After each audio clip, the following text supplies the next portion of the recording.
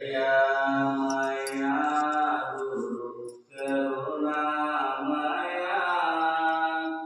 करुणामया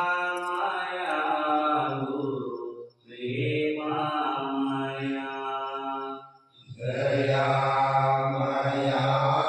गुरु करुणामया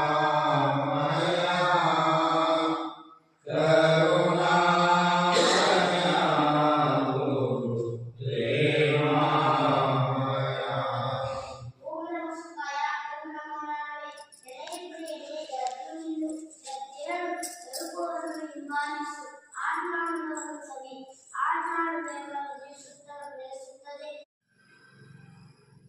ಕರುಣಾರಹಿತ ಆದಾಗ ಶಾಂತಿ ಕರುಣಾರಹಿತ ಆದಾಗ ಎಷ್ಟು ದಿವಸ ಹೋಗ್ತಾವೋ ಏನೋ ಮಾಹಿತಿಗಳ ಏನು ಹೇಳ್ತಾರಪ್ಪ ಅವ್ರಂದ್ರೆ ಕರುಣಾರಹಿತ ಆದಾಗನ ನಮಗೆ ಶಾಂತಿ ಹೇಳ್ತಾರೆ. ಕಲ್ಪನಾರಹಿತ ಆಗೋದು ಅಂದ್ರೆ ಸಾಮಾನ್ಯ ಕೆಲಸ ಅಲ್ಲ. ಯಾಕಂದ್ರೆ ಅದು ಅಂತಃಕರಣ ಮಲಿನ ಐತಿ. ಅನ್ಯ ವಿಷಯಗಳಲ್ಲಿ ಸುಖ ಆಯ್ತಂತ ಅದು ಹಂಗೆ ಸಂಕಲ್ಪ ವಿಕಲ್ಪ ಆಗ್ತೈತಿ.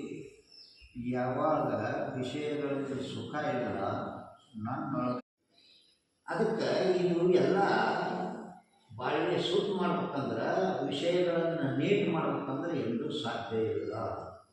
ಯಾಕಂದ್ರೆ ನೀನು ಮನಸ್ಸಿನಲ್ಲಿ ಹಿಡಿದಂಥ ದೇಹನ ನೀಟಿಲ್ಲ. ಸಣ್ಣವಿದ್ದಾಗ ಹೆಂಗಿತ್ತು, ಯೌವನ ಬಂದಾಗ ಹೆಂಗಾಯ್ತು, ಮುಪ್ಪಾವಸ್ಥೆಯಲ್ಲಿ ಹೆಂಗಾಯ್ತು ನೋಡಲ್ಲ, ವಿಚಾರ ಮಾಡಿ. ಇದ ನಿನ್ನ ಮನೆ, ಇದು ಸರಿಯಾಗಿ ಉಳಿದಿಲ್ಲ. ಇನ್ನು ಇದಕ್ಕೆ ಬೇಕಾಗುವಂಥ ಸಾಮಾನು ಸಲಕರಣೆಗಳನ್ನು ಕೂಡಿಸ್ಕೊಂಡು ನನ್ನ ಮನೆ ನೀಟ್ ಆಗ್ಬೇಕಂದ್ರೆ ಎಂದಿಗೂ ಸಾಧ್ಯ ಇದೆಯೋ ನೋಡು, ವಿಚಾರ ಮಾಡು. ನಿನ್ನ ಒಂದು ದೇಹನ ನಿನಗೆ ಏನಕ್ಕೆಲ್ಲ ಶುದ್ಧ ಆಗಕ್ಕೆ ಇಲ್ಲ. ಶರೀರ ಆಯ್ತಂದ್ರೆ ತುಪ್ಪವನ್ನು ಮುಗಿಸಕತ್ತೀರಿ. ಶರೀರ ಎಲ್ಲೈತಿ ಅದು ವಿಚಾರ ಬೇಕಲ್ಲ. ಶರೀರ ಐತಿ, ಶರೀರ ನಾನು ಅಂತ ನೀ ಅನಂತ ದುಃಖವನ್ನು ಅನುಭವಿಸಕತ್ತಿ. ಅಂದ್ರೆ ಶರೀರ ಎಲ್ಲೈತಿ? ಮನ್ಯಾಗ ಐತೋ, ಹೊಲ್ದಾಗ ಐತೋ, ಏನು ಬೇರೆ ಊರಾಗ ಐತಿ? ನಿನ್ನ ಅಂತಕ್ಕಂಥ ಮನಸ್ಸಿನಲ್ಲಿ ಐತಿ. ಅದನ್ನು ವಿಚಾರ ಮಾಡು.